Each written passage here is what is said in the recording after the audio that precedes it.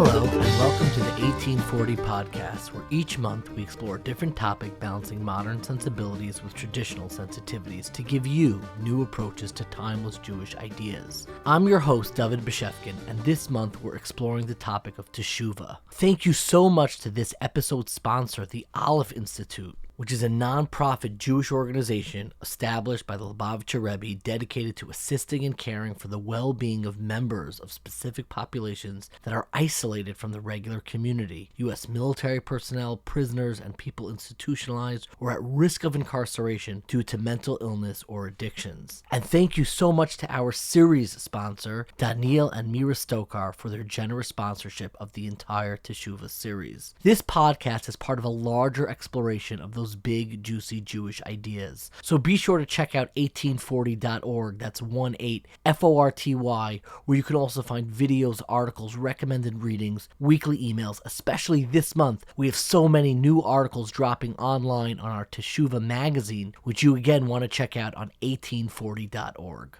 There is a deeply moving passage of Talmud in Rosh Hashanah on 10b, on Yud Amid Beis, I believe, where the Talmud says that on Rosh Hashanah is the anniversary of the day where Yosef, in the biblical story retold in the book of Genesis, in Sefer Bereshis, where Yosef, after he was locked up in prison, was finally freed. And there's a moving idea from the Sfas Emes, the great Hasidic leader of Ger, where the Sfas Emes says in many ways this is the entire process of the Yomim Noraim, of the high holidays. That each of us in many ways continue this story of Yosef HaTzadik, are locked up in prisons, some of our own making, some that have been made for us, and we have this suffocation and constriction in our lives. And it's specifically through the process of Teshuva, and specifically through the process of the Yom Noraim, that we're able to see some window, some glimmer of redemption in the difficulties of our own lives.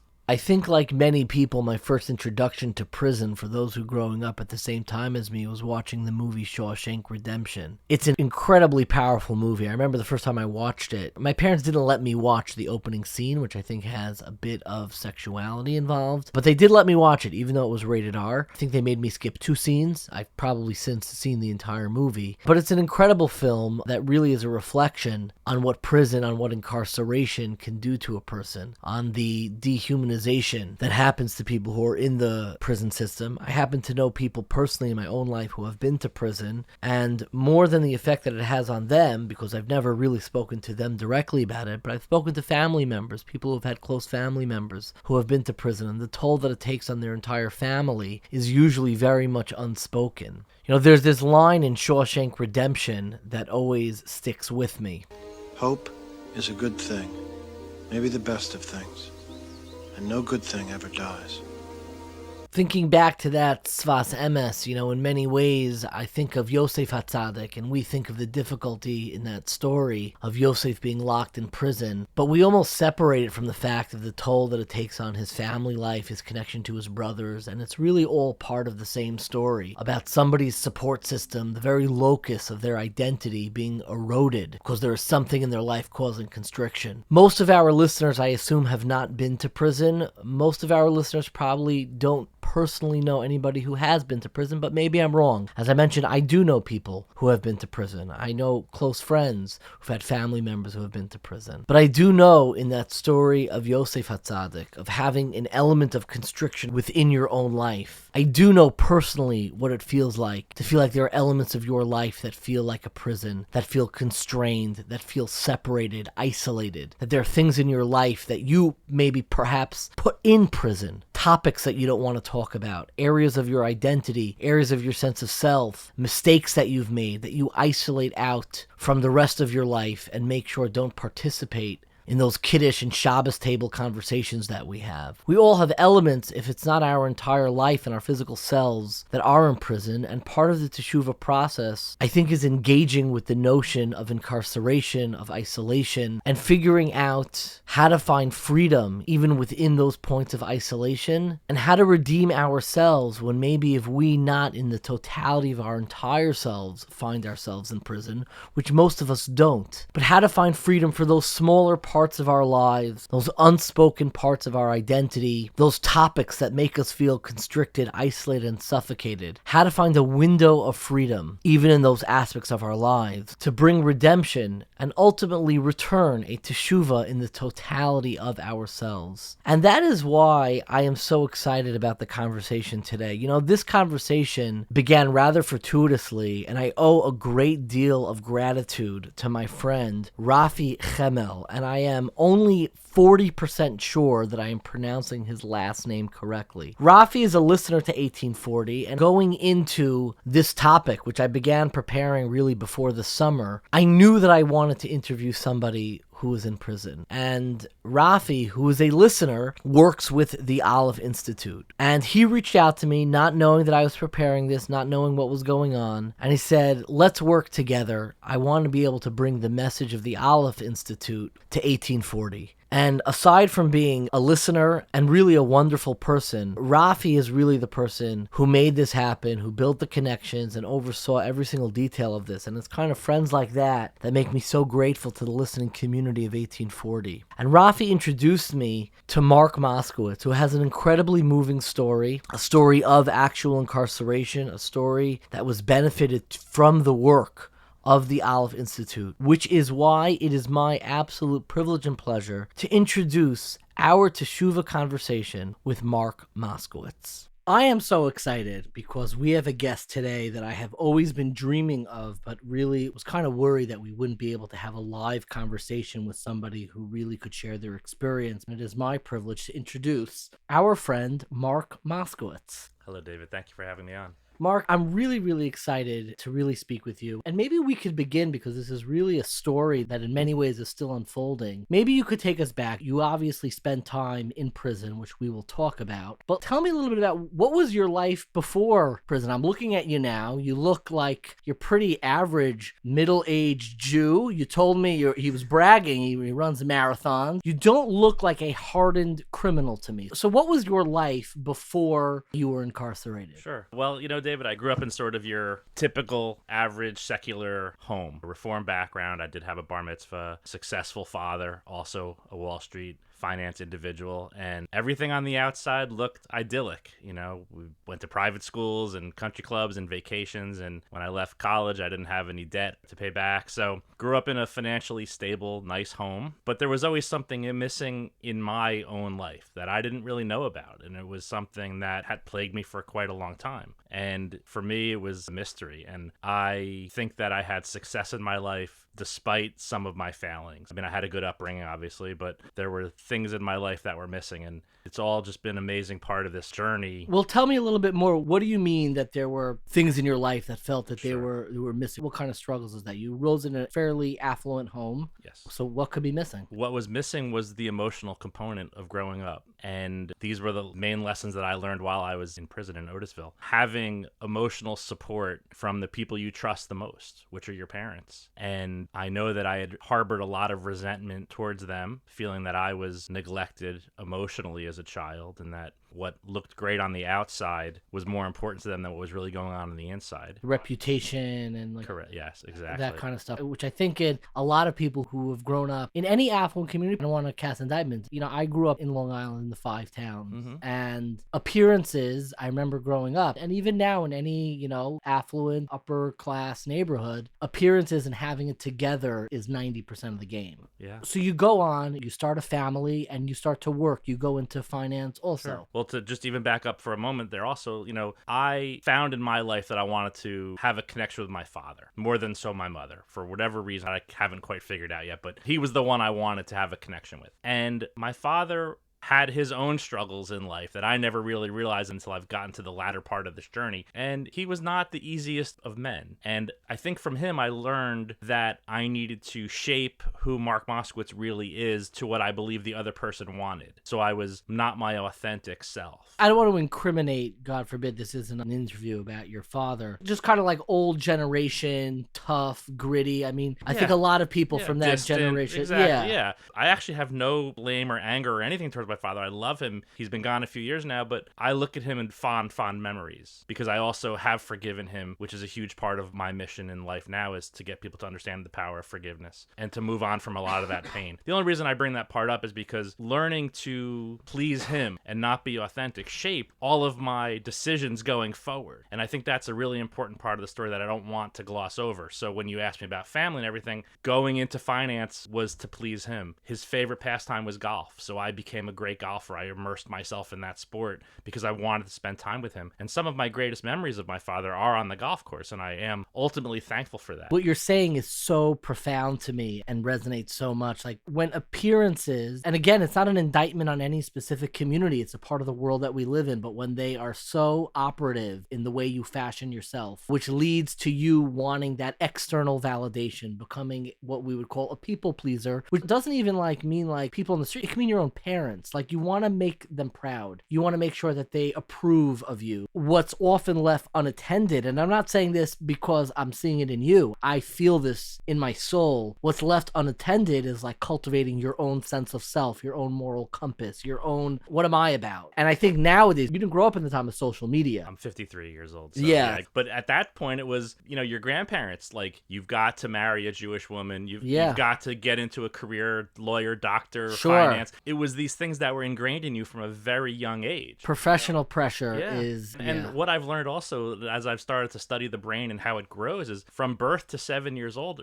we're sponges. We soak everything in. And we don't have the critical thinking at that point to discern what really makes sense and what doesn't. So if you keep getting messages hammered home to you all the time, like you need to change who you are to get love, like you can't get unconditional love, it comes with conditions, or you have to marry the right person, or you have to get into the right career, that sticks with you after you start to get into your critical thinking period. And I truly believe that my parents only have love for me, and my grandparents only had love for me. I just think that they didn't understand a lot of what we understand nowadays. Such a delicate balance, especially in the Jewish world, like the communal expectations, which play an important role of fashioning who we are. It's not to discard it and grow up on an island, but at the same time, feeling like you're never able to get in touch with, like, what do I want? What would I be? I'm curious for you because it resonates so much with me. Professional expectations, professional embarrassment. I have a very untraditional career, which for much of my life was a source of deep, deep embarrassment. Mm-hmm. Who wants to tell somebody, so what are you up? I work for a Jewish youth organization. Like, you don't get a round of applause after that. Mm-hmm. Thank God over the last few years, it's gotten much, much better. But I'm curious, do you ever think, like, is there an alternative history, the job that looking back, had it not been Wall Street, that you wish you had gone into? I think we all grow up sometimes with visions of certain things. And I actually did become a professional golfer for 1 year after college. I went down to Florida. You're that good. I was really good. Yes, I was really good. We just started my son on golf lessons, so maybe you'll stick around after. Love to watch. Go to Pagoda and you'll see a swing. He's 6, so 6 is great. I mean, I started when I was super young, like 4 or 5 years old. Yes, and I worked very hard at it. And the country club that we belonged to was just a few minute bike ride away from the house, so I was there quite a bit. And I even stopped going to summer camp when I was 13, so I could stay home. And it was play serious. Golf. Meaning, I was very when you serious, play with a bunch of kind of middle-aged Jews, you're the best guy on the course. Even though I don't play that much anymore, I'm still pretty much the best guy on the course. Yeah. So let's fast forward a little bit, hanging, and contextualizing that in the background, this notion of developing your own sense of self and people pleasing, which I have no doubt that we'll come back to. But take me into your professional life. You go into Wall Street. Wall Street's a big place. What are you doing? You're in investing. I started out an institutional salesman, so I worked for Paine-Webber and then UBS. Basically, I would call on mutual funds and hedge funds and try to have them buy stocks through us. I was working in the equity markets, the stock market. And you're making a decent living. Yeah, making a good living. I'm living in the city with some friends after I came back from Florida, and we're all working on Wall Street in one capacity or the other, so we're having a good time. Living that life. Hooping it up, having a good time, exactly. When do things start to erode? I've always had this question, and I hope you don't mind me bringing up his name. I'm not comparing the order of magnitude of what you did to Bernie Madoff, but allow me to bring up his name. Did he go into this to start a massive fraud, or did it start to kind of like he just lost track of, he couldn't keep pace with his image and just he fell fell so far behind. Now, this is not about psychoanalyzing or a interview about Bernie Madoff. It's about you. I'm curious for you, did it begin as cutting corners, or you woke up one morning and said, let's commit some crime, let's do some fraud? How does it begin? It's not an easy question to answer, and although I haven't really delved into the psyche of Bernie Madoff either, to me, there are some parallels to probably most people that are committing white-collar crimes, and I do think it goes back to a lot of having to keep up with your neighbors, and having to keep up this image that you've built so hard to work for. And I think Madoff on the street, everyone kind of knew something was going on, but no one really had any idea it was what it was. You knew his name back then. Yeah, of course. I mean, he was head of the NASDAQ. He had a big thing going on. Everyone thought he was doing what's known as front-running trades. Sure. So front-running trades, for those who don't know, is when you see a big order come in, you put your own order in front of it. Get a little bit cheaper. You get a little bit cheaper, boom, and then because he was hitting the same returns like every year. He was like hitting 9%, 10%, 11% returns, no matter what the market was doing, and that's pretty impossible to do. Yeah. But what about you, Mark? Yeah, but going back to come me, to your of story. course. So I got married when I was 28 to a woman who I would say on the surface looked like the perfect person. She was pretty. She came from a good family. She grew up at the same country club I did, well educated, and her family had a little more stability than mine. Mine was kind of chaotic. We were fun. We were a boisterous type of family. Her family was a little more buttoned up. Buttoned up is a good way to put it. Yes, conservative. So I think I was looking for something in her family that I wasn't getting out of mine. So on the surface, I think we checked a lot of the right boxes. Of course, Jewish and all the other things. As we started to grow and build a family together, I felt there was no depth of our connection. There was nothing there really, and I think we just grew apart. But over time, as you have kids and you stay together for the kids and you're not staying together for the right reasons, little by little, you're feeling the neglect that I was feeling as a child. Now I'm feeling it again from the person who's supposed to love me unconditionally no matter what. So the first, 40-something years of my life, I grew up feeling no unconditional love. Like everything had conditions and strings to it. If I wasn't making a lot of money, we weren't having a good time as a couple. If I was making a lot of money, everything was great. So as life for me started to spiral after a couple of tough investment decisions in 2010, 2011, right after a couple of very good years in 08, 09, when the market was tough, I was actually doing pretty well. Was there a period where you were knocking it out of the park? Those were big years for me. The years really from 2002 to middle of 2009, I was really making a lot of money. Were you living large or just like what was living a good medium life? Large, living a very good life, but also somewhat grounded and able to save some money and put some money away for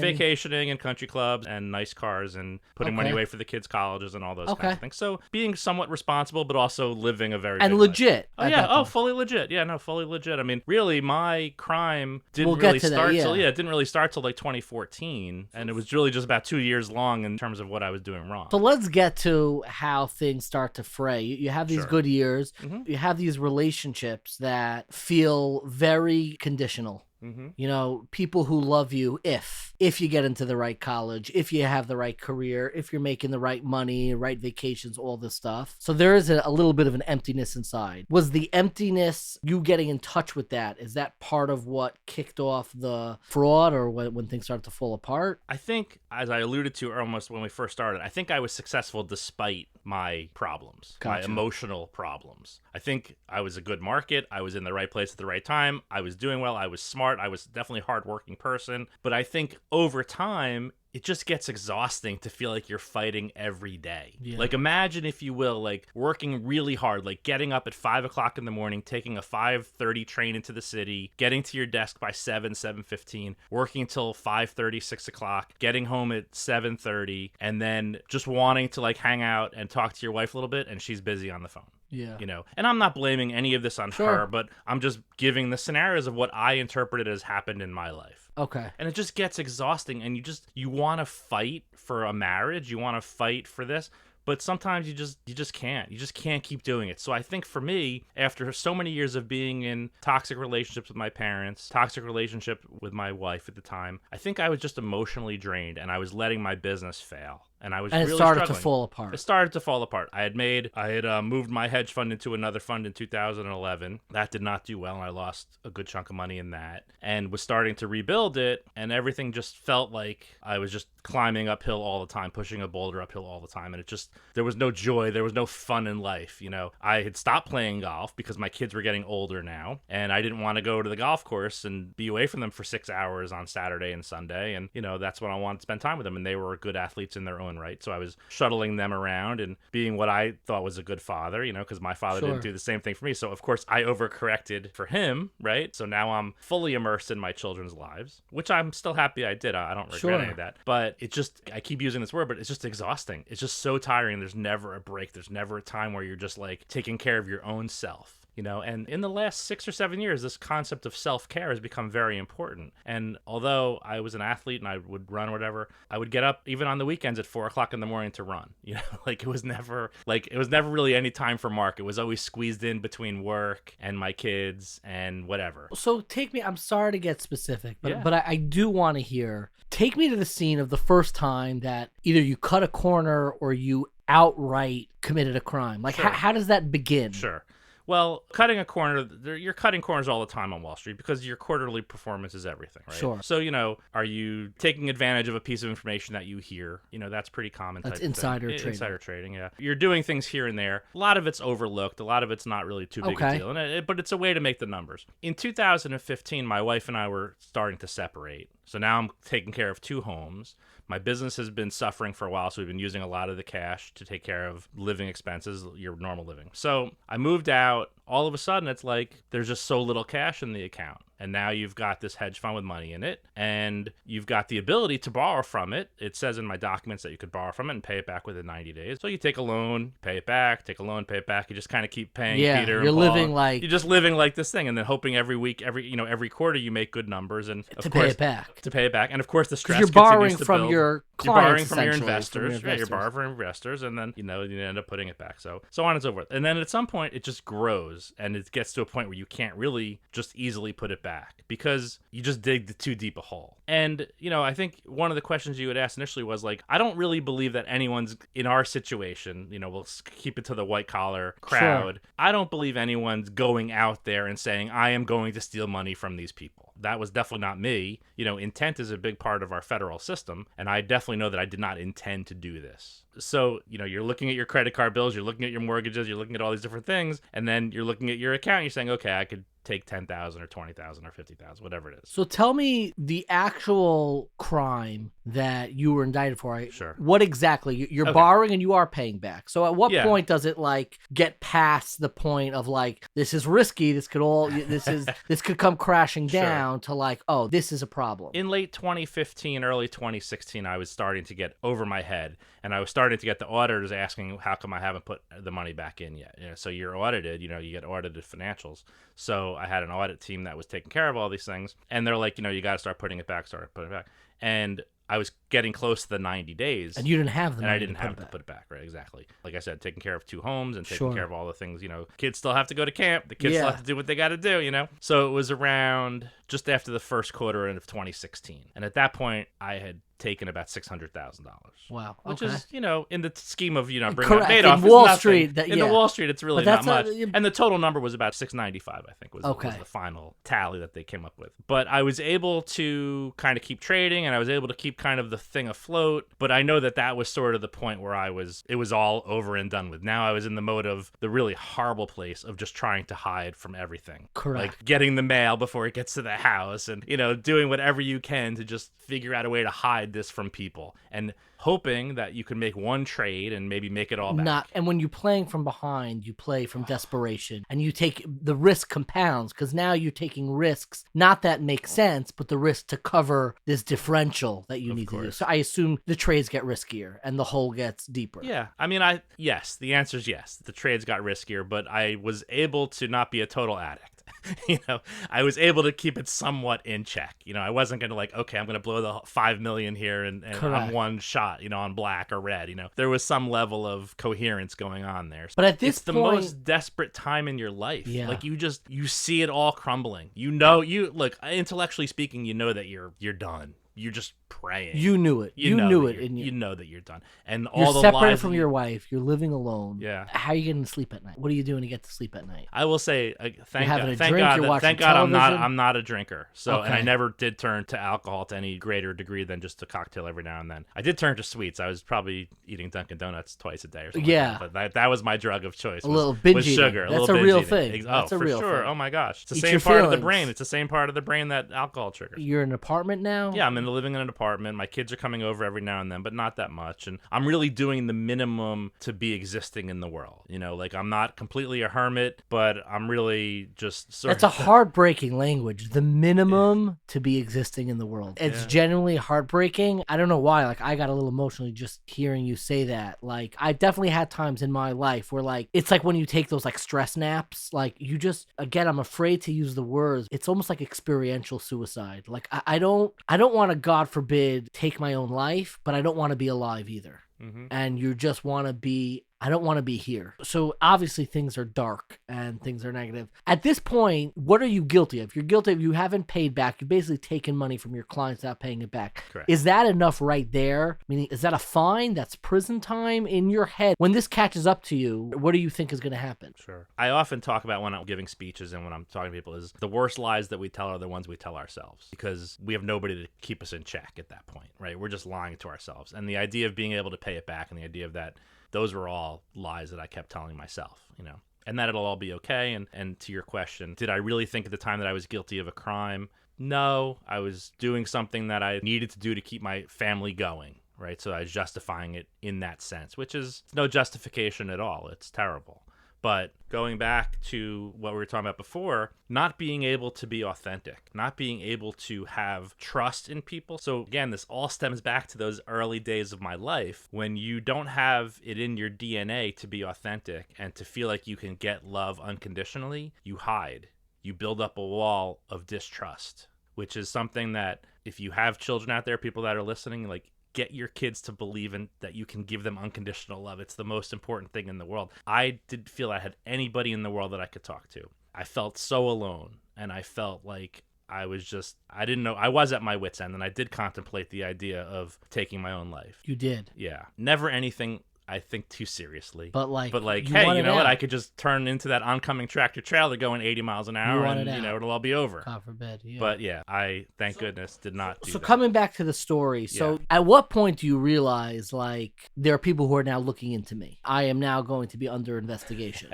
So I did not know anything until Yom Kippur of 2016. I mean, you're hiding. Yeah, I'm hiding. I was planning on going to shul that day, but I am really, like I said, pretty much taking myself out of society. But you're like, you know what? I'm going to go to shul on Yom Kippur. I was doing what I could do to sort of stay in the world, like the minimum I could do, as I said. So all of a sudden, I get a knock at the door. On Yom Kippur? On Yom Kippur. In the morning? In the morning, before Before I go to temple, yeah. But you were, like, ready to go? Yeah, it was like 8 o'clock in the morning. I'm ready to go, you know, had dinner the night before and, you know, all ready to fast and do what I have to do. And, you know, it's like, who could it possibly be? Who's knocking on my door? Kippur morning. Yeah, my kids are with my kids are with my wife, and I'm just whatever, right? So who is it? And it's the FBI.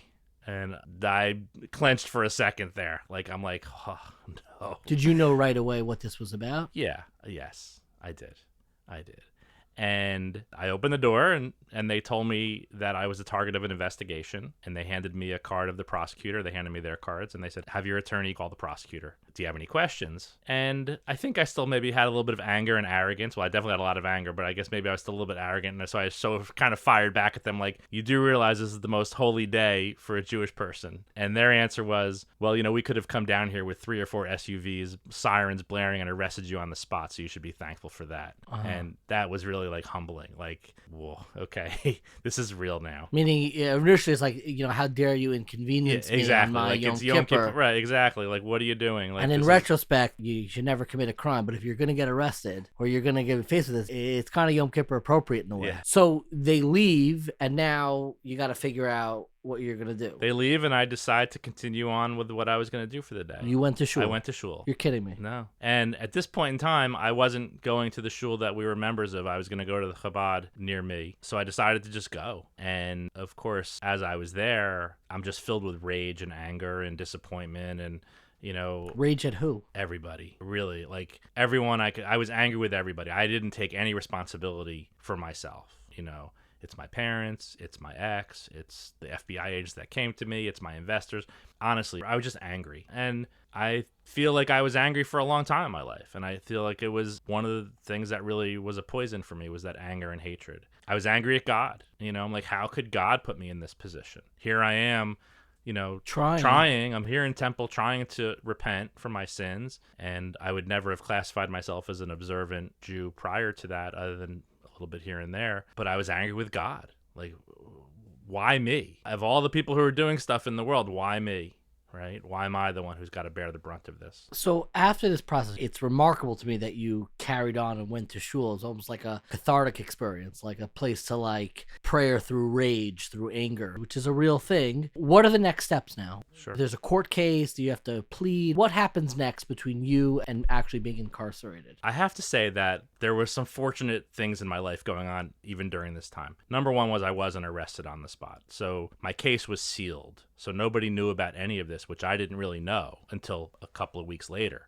So my case was sealed. The second thing that was fortunate was it went very quickly. Sometimes what they call the time of pretrial, which is what's known as the time from when you're arrested to the time that you actually either surrender or whatever, for some people it could take years. And that's depressing. For me, it was like about 11 months. It was like, I think, late September, early October of 16, and I surrendered in September of 2017. Say it again. This is Yom Kippur 16, and I surrendered September of 2017. Meaning surrendered to prison. Otis, to prison, to actual prison. Okay, we'll get there. Yeah, so basically, I got myself a lawyer. We called the prosecutor. Now this is probably a month forward. We had a couple of just precursor like motions in front of the judge, but nothing too serious. Is your mindset right now with the lawyer, I'm innocent, let's fight this? No, so that's actually a great point. I should have brought that up. Is the first time I went to meet with the lawyer, he's like, all right, well, tell me the story. Tell me what happened. And the first thing I said to him was, I'm guilty. Just make the best deal we can. And he was taken aback by that. I guess people don't usually come out and say that. But I knew I did something wrong. I knew I wasn't blame free. I knew I did something wrong. I knew I hurt people. Like, that's the bottom line, is I hurt people, right? So I'm like, just make the best deal you can possibly make. So then in early November, we had a meeting with the prosecutor and his team, and this was what they call their show and tell, where they bring you into their office and they put on this big dog and pony show about the evidence that they have against you. Gotcha. And it was me and my attorney, and there was probably 10 people on the other side of the table. Boxes stacked high with what I guess they had, but I don't. Did it require that much evidence? Are they like wiretapping your phone? No, I think a lot of it was just for show, honestly. Like, I kept thinking to myself, these boxes are probably empty. There's nothing in them. They just want to let you know that we mean business. Exactly. So they go over this whole thing. They make this whole big deal. Meanwhile, the whole time I'm sitting there like, I'll go in tonight if you make me a good deal. Like, that was my mindset. Did you know that you were facing prison time, or were you hoping that like maybe you get a fine? And in your head, I feel like in my head, I did not think I was going to prison. Up until the day I got sentenced in July, I did not think I was going to prison. I thought I would do probation at home, or like you said, pay a fine, or do something. I mean, I didn't, I did something wrong, but it wasn't a violent crime. I didn't think I needed to be removed from society type of crime. Yeah. So in my head, I'm thinking, just make the best deal you can, and we'll pick it up from there. I just want to mention, like, the length that you say that it went quickly is really powerful. I actually have not one, I have two very close friends of mine who have very close family members who spend time in prison. And one of them was talking to me about the experience, and he says the most difficult period is that waiting period where you don't know what's going to happen, where the whole sentence, everything's hanging in the balance. Once you know what the problem is, once you know the object of your anxiety, it's manageable. But in that whole waiting period, you don't even know what to be anxious for exactly. Yeah, that's a great point. And the fact that it went fast for me was a blessing. And another blessing was because my case was sealed, there was really no crime at that point. So I was able to apply to drive for Uber and Lyft. And they have a criminal background check, but when they did it, there was no criminal background at all. Wait, Mark, what was your title? You were a hedge fund manager? I was general partner of my hedge fund. General partner of a hedge fund. But in order to make ends meet during this period, you started driving for Uber and Lyft. Yeah. Because you had, what else are you going to do? Well, it turned out to be twofold. I mean, one was there's some income involved with it. But for me, I mean, I had enough couple of bucks to keep myself floating for the next few months. But like, for me, it was really getting out of the house. Really? And that was like what you were just talking. That's why you prompted me when you were talking about your friends, of your people that you knew, because that's a depressing time. Being alone in your home, just either drinking if that's what your thing is or whatever it is. For me, driving was like a blessing. Like, I could get out. I'm a very personal person, so I'm happy to talk. I was driving a Mercedes, so everybody was excited that I were getting picked up in a Mercedes. Because it was your car. It was my car, yeah. I owned my car, yeah. So everyone was excited about that. Being on the other side, I mean, that's the first time where, like, you're the one ordering the Ubers. I feel like the veneer, which we began with, of appearances and reputation, the hardest part is, like, admitting that, like, now I'm on the other side of this. The hardest part to me is not having your hedge fund fall apart, but it's announcing to the world that I'm no longer on that side of the table. Sure. I'm now the one picking you up, not the one being picked up. Was that I think a mindset that I've always had in my life, which I guess was a big blessing, David, is that I often would just see what the problem was ahead of me and then just figured out a way to solve it, which I think I lost in that 2-year period. You know, I was hiding from my problems instead of just facing them head on. I was hoping they would go away or that I could make them go away.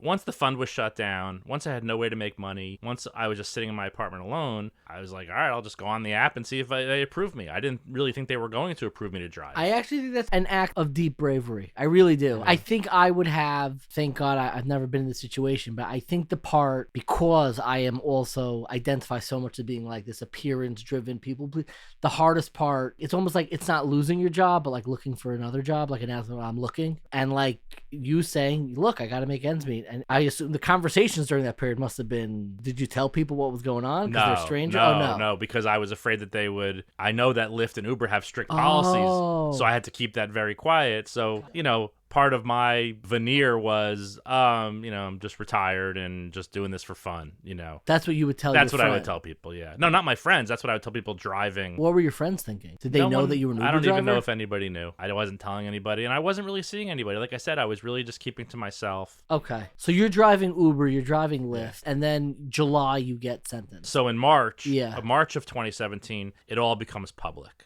I plead guilty in open court at that point. Okay. So going back to the part in November when we met with the show and tell, basically they give you a piece of paper. And on that piece of paper says the deals that they're willing to make with you. Gotcha. So were the there longer you options? wait, the longer you wait, the worse the deal gets. Gotcha. They're expedient. They want expediency. We got to close this up. Exactly. We got to move We on don't with need our this lives. guy. Yeah, exactly. I need my promotion after I bag this guy. Kind of thing, right? So it was like the first deal was 28 to 33 months in prison. And then if you waited after a certain time, then it would go up. I don't know. Exactly. Waited to plead. Yeah, exactly. So, or go to trial, then. If we go to trial, then there's no deal. And what were you facing if you went to trial? Well, part of the problem with the system is, in theory, I was facing 18 to 20 years. Probably closer to 6 to 8 years if I had really been found guilty. But, you know, when you're thinking about life in 8 or 10 or 12 years as opposed to 2.5 years, it's a big difference. Sure. You know, you're looking at a decade. Sure. You know? So it's not a very fair system in that regard. Like, they sort of force you to plead guilty. Gotcha. And most people do. I mean, most people who get caught end up pleading guilty. I mean, the government has a 97% win rate. You know, nobody has You don't want to that. go up against the government. You do not want to go up against They the have a government. good batting average. They're going to figure it out. And they'll twist your family's arm if they have to. They'll twist whatever they have to do to kind of get you to plead out. So you decided on the spot in there, I'm going to take the... Well, I knew I would take the deal, but, you know, there was no benefit to saying that right away. So I think we had like 6 weeks or so, right? Okay. Like right after the new year or something like that. So then it was just about hammering out the deal. Now, the interesting thing with the deal is if the judge who was going to sentence me went above the guidelines, which was 28 to 30. If she went above 33 months, then I have the right to appeal the decision. Gotcha. If she goes below the 28, then the government appeal. Then they can appeal. Exactly. Interesting. Yeah. Now, they say that the judges are very impartial and that the judges are pooled and it's luck of the draw, but I really got a terrible judge. You know, I got a terrible judge. I got someone who was appointed by Bill Clinton. She was definitely more on the left side, very favorable to blue collar crime, but tough on white collar, looks at white collar people as entitled and spoiled, and perhaps that's what I was, you know, for sure. So I agreed to plead guilty, and I pled guilty in March, so now it came out publicly. Now it came out in the papers and wherever it came out. Was it reported on in the press? Yeah. Okay. So now the phone calls come in and the embarrassment starts and all that stuff actually comes out. Which phone call were you dreading the most? From my parents, you know. They were alive. Yeah, they were both alive at the time. What was that phone call like? It was just difficult, you know. It was hard because I didn't really know why I was in that situation. What do you mean? At that point, I still didn't. I knew the crime I committed, but when you're intelligent and you feel like life should be good, like you still don't know why you're there. It feels like, why is the universe stacked against me? Yeah. And this is what ends up, when we get to it, it's what makes the story so great, is I had suffered for so long in my life. Forgetting the whole crime part, my whole life, the first half of my life was all about suffering. I was never really happy. I might have been happy on the outside. It's a subtle kind of suffering, because somebody, and pardon me for pushing back on this, you grew up, your material well-being was all taken care of, and you grew up in an affluent home. It was like an internal, quiet type of suffering that you can't even complain about, honestly. You hear what I'm saying? Like, I do, and I'll tell you that it's like those problems that no one takes seriously, even though suffering is such an internal experience that regardless of what's causing it, if you feel bereft in the inside of your soul, you're bereft regardless of whether or not you belong to a country club. Right. Whether you drive up in a Mercedes or a Pinto, you're still miserable, right? Yeah. So, and believe me, I've struggled with even that guilt. Like, why should I be miserable? I have everything that a person could possibly want. What right do I have to feel this emotional distress? Did you start unpacking this when your parents call, or No. or just like a quick like? It was like a quick, I'm sorry, I don't know how it happened, I apologize, I'll figure it out, and they were like, okay, they were fine. They were like, they weren't fine, but they were like, understood that Did it they is what follow it is. it up, or did they? They were supportive. They were probably the most supportive as they've ever been in my life, which is interesting, right? It's ironic. Which phone call was the most painful that didn't go the way that you were hoping? I had some investors who were friends of mine, not friends from town, but just they became friends over time, right? Through the business. And having to actually discuss it with them and tell them how difficult it was, that was really tough because I really felt that I betrayed them. Sure. I felt like I betrayed everybody, my family, my friends, everyone, but the people who I really ended up taking money from, they probably have it the worst. And how did allow me to ask, and I'm happy to take it out if you don't want to talk about it. How did your children react? I don't really know how they reacted at the time because I ended up becoming estranged from them at that point. Because of what? Because of this, yeah. Because of I was just told through third-party sources to not try to reach out to them. But I'm sure it was difficult on them. And I know it's difficult on them because a couple of them, two of my younger kids, don't really have much of a relationship with at this point. But we're working on it. We talk a little bit every now and then. Okay. And then my older child, he and I have a good relationship, and we've been working on some things. And he's been very forgiving and understanding of what happened. And he's mature. He's grown up himself. Sure, it's hard for a kid. I mean, it's difficult. Your whole world is taken. Look, we were in the middle of getting divorced, so that was already tough. I mean, my kids were young. They were 15, 13, and 11. So they were young. They were old enough to understand and young enough to not have any control over it. So you go eventually to the sentencing. It's probably the next part. Sentencing is July 27th. Who do you bring to your sentencing? Are you allowed to bring friends? I ended up bringing my parents came and a couple of friends and my sister came. You invited some friends. Yeah. Just as support. And people who had written letters for me on my behalf, which was a nice thing to do. Part of the procedural process that you go through is you have to complete what's known as a pre-sentencing report, PSR. Okay. They actually complete the PSR, the feds do, and then they send it to you, and then you have to see if there's any mistakes on it. What's on there? Like, what's kind of stuff that's on a PSR? Like, first off, it's like your occupation, your education, your social security number, all these different little things. It's like figuring out like the same thing you go to a doctor's office? Kind of that, exactly. But mine had like 13 mistakes on it. Really? Yeah. Like it said that I had a commercial driver's a wrong address. It said that I had a commercial driver's license that was suspended and then revoked, which I never had a CDL. So and a couple things with education and just some stuff that was like just didn't make sense to me. So I marked it up, sent it back to my attorney, said you gotta get these things corrected, and they never got corrected. So when my judge sentenced me, I think she already had an implicit bias against people who are in the white collar world. And she was looking at a faulty report. And she even referenced the CDL as how sloppy I was in my life. Mm-hmm. I think that hurt me in the sentencing. Gotcha. She had no love for me at all, that's for sure. So, and one of the things which I guess as the person who's being sentenced, you'd like to know there's a little bit of compassion in the system. And maybe before you're going to take someone's life in your hands in terms of being the judge, would it have killed you to maybe have a 20-minute conversation with me to find out who I really am? Like, you're reading a report with erroneous information on it, and then you're making a decision based on that. And my ex-wife had put some stuff on the report that wasn't kind, which wasn't true either. So, there was a lot of stuff in there, and you give up your day in court when you plead guilty. You give up your right to, but it doesn't mean you're inhuman. It doesn't mean you don't have the right to at least correct some wrongs. How long's the whole motion? The whole sentencing thing is like less than an hour. There's some procedural stuff. But that's when you find out how That's when you find out how long you're going in for. And she gave me the max. She gave me 33 months. Which is, just do the numbers for me, that's 2.5 years? It's like 3 years. And 3 years. Yeah, so 36 months would be 3 years. So it's 2 years and some change. When she said that and said 33 months, your reaction was relief, anger, rage, sadness? Well, remember, at that point, like you had asked, I kind of thought that maybe I was just going to get probation. So you were all also taken aback. You were surprised. Yeah, of course. And I got up, I read a letter that I'd written just, apologizing to my victims and do you really have that letter being still? complicit. No, I don't think I do. Okay. But it was essentially, I know that I screwed up and I take responsibility for everything. Were you proud of what you wrote in that letter? Do you think it holds up? It's a great question.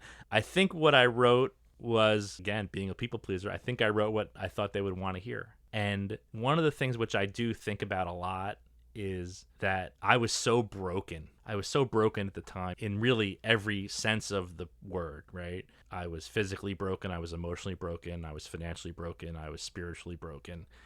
And then I'm taking all of my past into my current day. I'm only doing the only thing I know how to do is survive, and that is to tell someone what I think they want to hear. I think if I could have gone back with everything I know now, if I could have gone back and told the judge probably what was really in my heart, which I didn't probably even know at the time what was in my heart because it was so deep buried and everything. So it was just... What was that? I mean, finish. That I was just really sad. I know my life looked like this charmed life, but it wasn't. And it was not an easy life. It was a difficult life. It was one that you wish you could get a do-over sometimes. And I know I can. That's why I'm trying to make the most out of it that I can now. I haven't really ever thought about what I would say to her at this point, but I think I would want her to know that I felt that I struggled a lot with emotional neglect and that it was an overarching theme of my life. You were always playing catch-up. You were always trying to... Yeah. I was always trying to figure it out. Let me ask you, so what's next? They sent you for 33 months. Do you go directly to prison? No. So the next step is you go home, basically just live your life. Go right? back home. Yeah, you go back home. Well, so I wasn't... It's like you going to shul after you get... Exactly.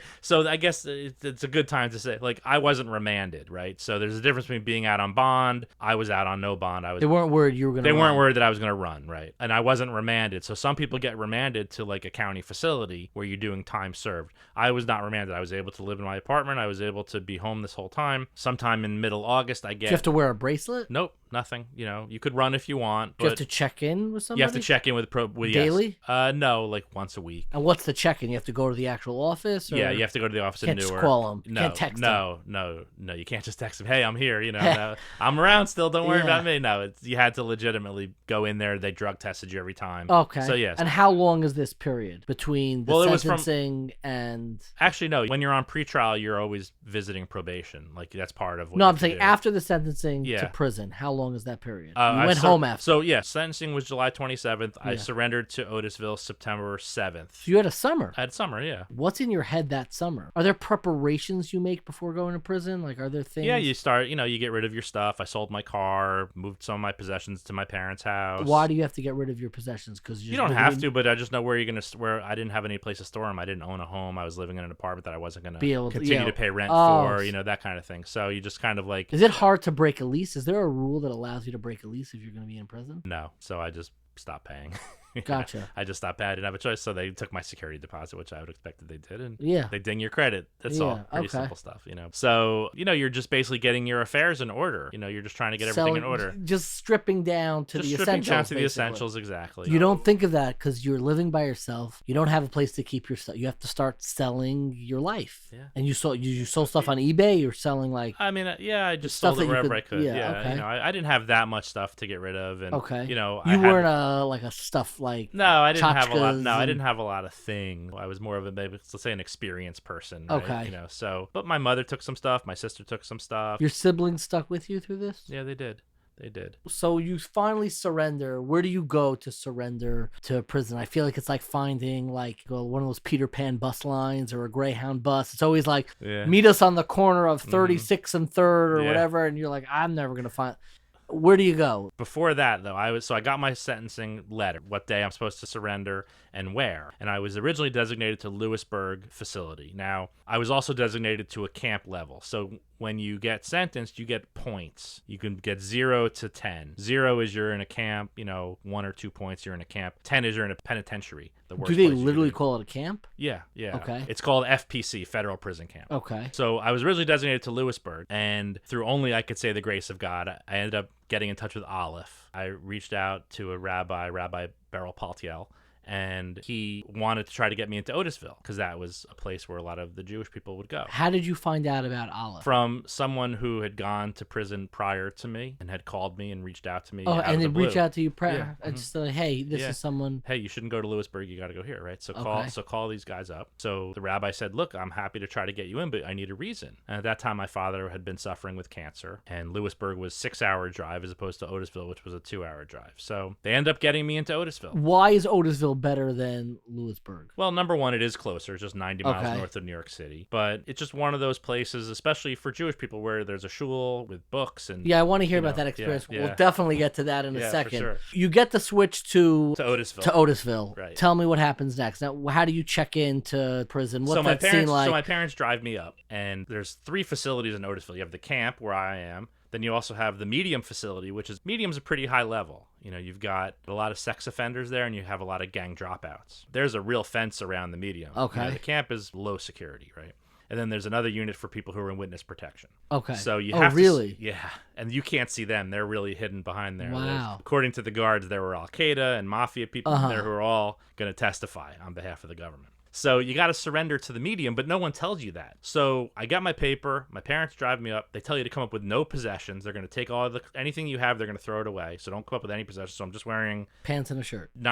shorts that are ripped and old sneakers and a t-shirt, right? So we go to the camp to surrender, and there's no one there to tell me where to go. So all of a sudden I see what looked like an inmate, guy covered in tattoos. I'm like, wow, this doesn't look like the place I thought I was going to be going to, right? And he tells me, though, you got to go over there to that facility, and you got to One of the check in inmates there. helped you out. Yeah, one of the inmates helped me out. This guy Aaron, who ended up being a good friend of mine. So I ended up going to the medium facility. That looks like real, like, hardened, like a bad place to be, you know, like bad things happen to you in there. So my parents and I walk in. This CO, corrections officer, comes out, gets me, you know, tells me to say goodbye to my parents, and takes me into processing. Is that an emotional goodbye, or it's like You know, the CO was really nice, I have to say. Like, he was a pretty cool guy. He's like, don't worry. He's like, tell my parents, don't worry about it. He's gonna be fine. It'll be gone before you know it. Like, it kind of really eased the tension. And, you know, I said to my parents, I said, I don't know what's going on in my head, but I'm gonna figure it out. that's what you told your parents? I Yeah. don't know what's going on in my head, but I'm gonna figure it out in prison. I was very motivated to make changes. Okay. Really motivated. And that was the right mindset to go in with, because, you know, a lot of people go in there with this mindset of blaming everybody else. And at that point, I was still angry. I was still upset. I was still all the emotions that I was feeling, but I was also like, let's use this time. Let's exactly. figure this out. Let's use this time out. Exactly. So they take you down to the bottom. They check you in. They strip search you. They make you turn and cough, and, you know, make sure you don't have any They really drugs do in that, your like system. Shawshank Redemption. Yeah. style. Oh, yeah. Yeah. I mean, they don't hose you down. They don't hose you down, no, but they make you squat and cough, see if anything comes out your, Really? you know, yeah. Make sure you're not holding any drugs. They drug test you. A lot of guys show up to prison drunk and high. It's amazing. Really? Yeah, I never knew And what that. happens if you're drunk and high? They throw you in the hole until you sober you up.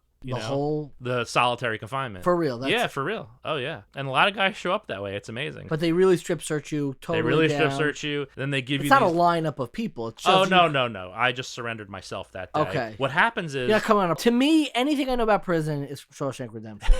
So, like, it's a good movie, and there's legitimate parts. So Yeah. if you're remanded in a county facility, so remember where Epstein killed himself was Manhattan Correctional? Yeah. So if you're in MCC and you're waiting to go, like once a week, there's buses that go out to all the different prisons, Gotcha. right? So if you're sentenced to Danbury in Connecticut, there's going to be a bus that takes you to Danbury. And you could have 30 guys on that bus that all have to, because I was a self-surrender, I was able to just You didn't show up in I didn't show up in chains on a shackles bus. on a bus, right? Gotcha. So like when I say like my experience was different, you know, Yeah. and I guess as good as it could have been for what it was, these are part of the things Sure. I'm alluding to. But you're still just a total shell of a human being. Like, you're miserable. Like, you know, you don't care. What's the uniform? The uniform is this olive green button down and pants. Nothing fits you. Everything's gigantic. They give you like boxers that have probably had, you know, 50 asses in it since they made these things. Like, God knows who was in these things, right? So Gotcha. shoes with no laces, so you can't hang yourself. Okay. So that's a big Oh, thing. you have prison No shoes. belt. Yeah, there's prison shoes. Until Okay. you get to the camp where you're getting acclimated. Then you meet with the camp advisor,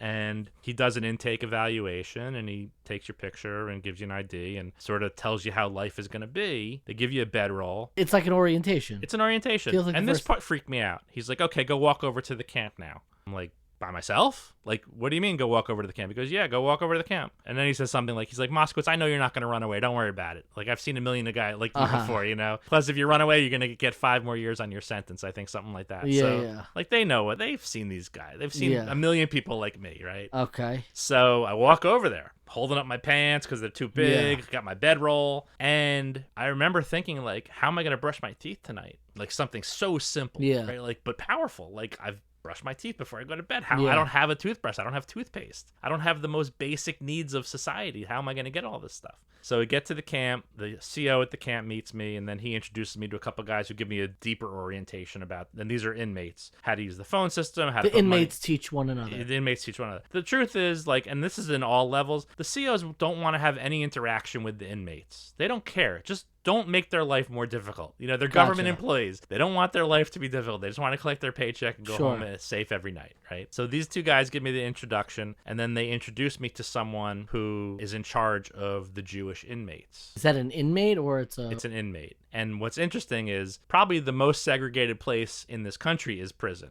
but it's for a reason, and that is people hang out with the people they want to hang out with, right? So you have someone who's what they call the shot caller for the blacks, the shot caller for the Latins, the shot caller for the Jews, and this is all accepted behavior inside of the prison. Inside the prison. Shot caller meaning what? Shot caller meaning like they're in charge of that group. They're like the Morgan Freeman, like the Red. I guess that's probably a good analogy. Sure, I know like how to find things from time to so time. like, and he gave me a toiletry kit with stuff in it. He did. The guy, yeah. Is it prison approved or he just? No, it's prison approved. Yeah, it's all. But he's the one who just like runs the show. He's the guy who runs the Jewish show. Yes. How long is this person in prison for? Well, he was in prison a long time. He was in prison like 15 years. Wow. He got out a little bit before me. Uh-huh. I don't want to mention the name. Sure. It's not my place. But Also he was also the gabbai when I was there. Well, I want to get to the religious life in prison in Otisville in a second. So this is it's a lot to unpack. No, there's a lot here. You get to your cell. You have the same cell throughout your stay. So another advantage of being in a camp is that you're not in cells. You're in a dorm style. Oh, interesting. So when you first get into the camp, at least this was how Otisville, I was never in any other place, but you get put into a small dorm where for the couple of weeks you just kind of learn the ropes, right? You don't get a job yet. You just kind of learn the ropes. Then you get moved into the general population of the place. I mean, you're still free to roam around and walk around and everything, but there's a lot of etiquette in prison. Like people do have their own seats. People do have, the televisions. There's a television for each group. Gotcha. What channel? You don't just show up to You don't just show up and change the channel unless you want to get the crap beat out of you. Exactly. Yeah. And then there was a TV for a friend of mine who got it at 10 o'clock at night. So he would start watching TV at 10. So there's no cells. We lived in dorms. I started out in this one area, and that was actually near the library, so that was not a bad place to be. Then you get moved into the general area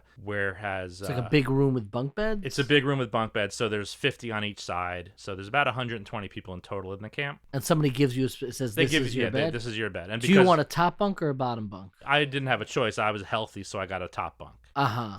The average age in Otisville is pretty high compared to most prisons. I would say when I was there, it was probably 58 or 60. Wow. You have a lot of people who were in their 70s who really couldn't get around. They probably should have been in medical facilities. So they were all assigned to the bottom bunk. So I was always on the top bunk, which was fine. I mean, it took me 2 months to just get used to like my back not hurting. I mean, you're sleeping on a metal slab with a 2-inch thick mattress. It's super uncomfortable. And is wake up, is that enforced, or can you sleep the day away? Like, what are people doing? Some people did, but you have to work. It's a working camp. So basically Do you get paid for that work? Or you get paid. It's, I think I was getting paid $20 a month.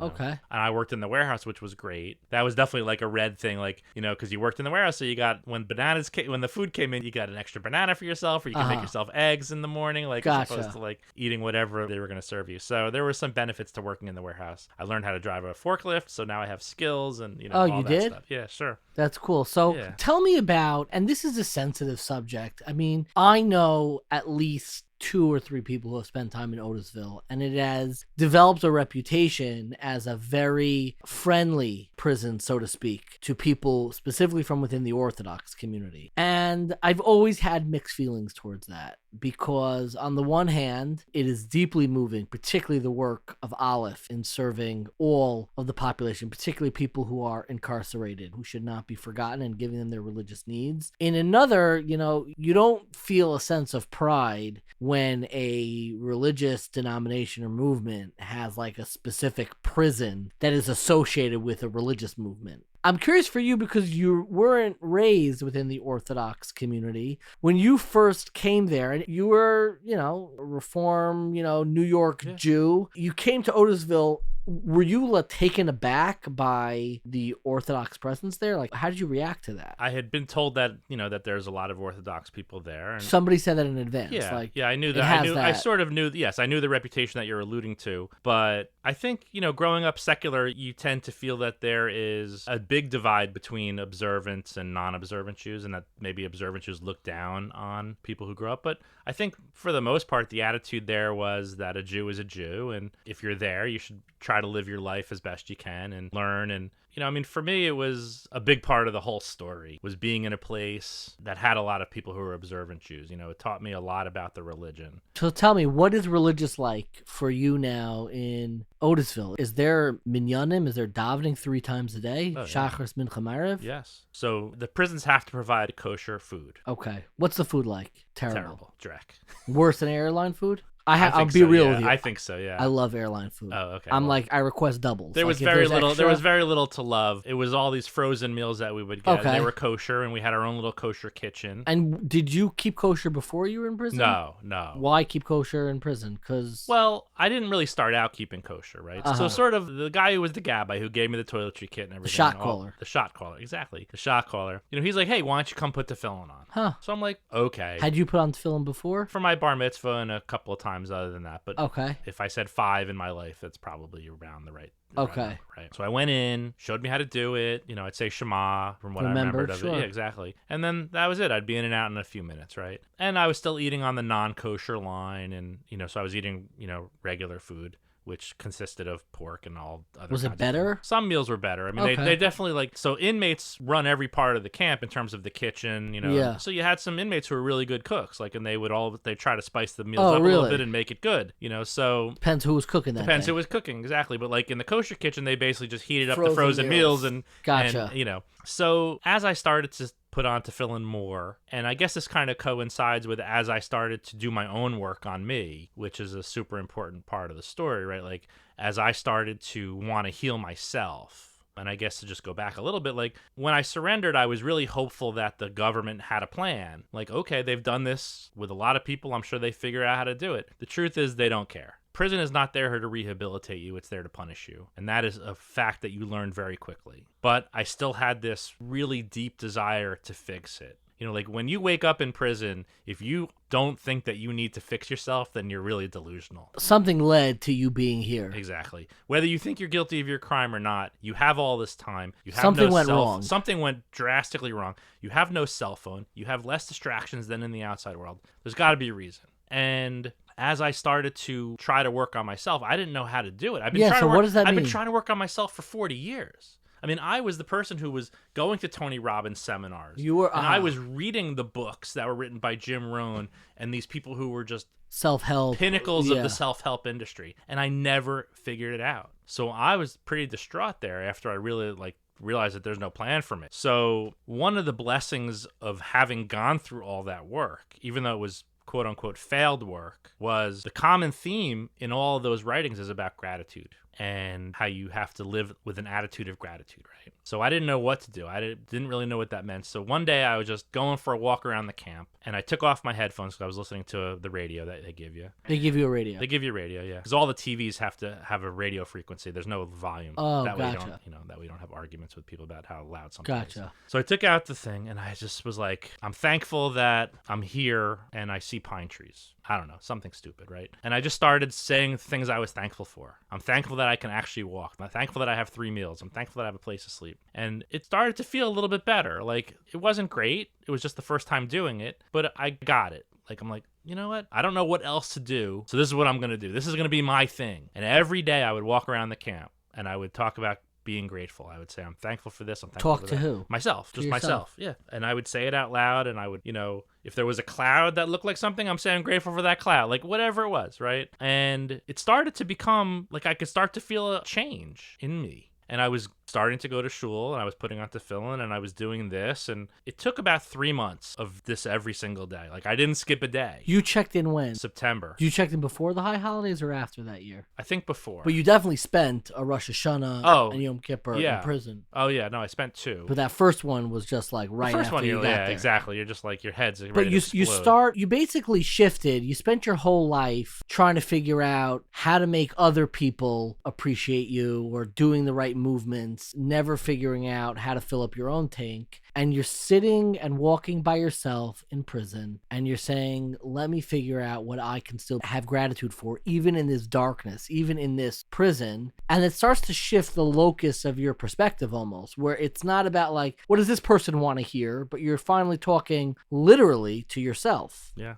that's profound. Yep. What the shift was for me was I stopped trying to be grateful, and I became grateful. I was being what I wanted to be. Embodying it. I was embodying it, yes. So it was this time where all of these walks compounded over time, changed, and I learned this later as I got out of prison. It literally was neuroplasticity in my brain. It changed the way my brain was thinking. The way you processed information in the world. The synapses in my brain literally changed. From anger and hatred and blame and all these other things to feeling gratitude. And at first, there were things I could not be grateful for, even though I wanted to be. Like, I would say, like, I'm grateful that I have 3 children in my life. But my brain kind of rejected that because I was estranged from them. I didn't know where their life was. But as the veil of all that negative emotion started to lift, I was able to say these things and really, truly mean them. And really just be happy for my health and be happy that I'm in a place where I don't have to worry about my physical safety. And being in a place where I can explore religion that I never really explored. That became part of my gratitude. Did you start studying? I mean, you were showing up to prayer. I was showing up to prayer a lot. I would mostly go to Mariv. Mariv's my favorite too. If I had to pick one prayer to attend to for sure in prison, it would absolutely be Mariv. That was sort of the big one too. The secular people all seem to want to go to that one, right? Mariv. So yeah, we all knew like what Aleph was doing on the outside and what a few of the inmates were doing on the inside to try to help the Jewish community. Sure. We had challah on Shabbos. We had grape juice on Shabbos.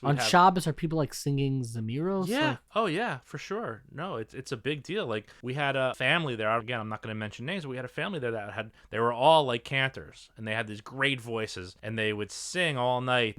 So we'd have our Shabbos service on Friday night. We'd have a nice dinner afterwards and they'd spend 3 hours singing and it was actually pretty cool. And like for me, did the non-Jews like know what was happening? Like... Yeah. Oh yeah. Everyone there knew that the Jews sort of made the place what it was and they benefited from it because they would get better food because of it and they would get, like if we had chicken and they could get some of the chicken and we hired a couple of Shabbos goys to help us out, with air conditioning and with serving the food, to cook the food, and they would benefit from that, right? I'm torn. There's something very beautiful about people connecting to their Judaism and their Yiddishkeit, no matter the place, no matter where they are. And there's something that processing I'm uncomfortable with. I think particularly growing up in the part of the Orthodox community that I have of like valorizing prison. This struggle that like our community and the way that we look at white collar crime is like a little slap. Like, okay, Nuna, it doesn't hurt your reputation in the same way. I am deeply uncomfortable with it. You didn't come from that world, but like even the language that we use, I've heard people say like, oh, like they sat. That's what they call it. They sat.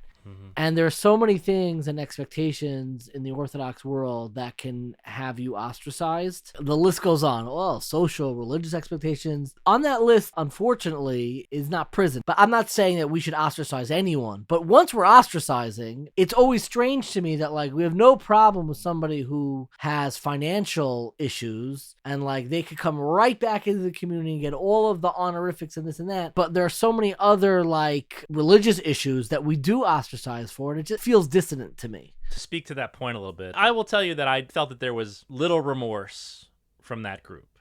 Very little remorse.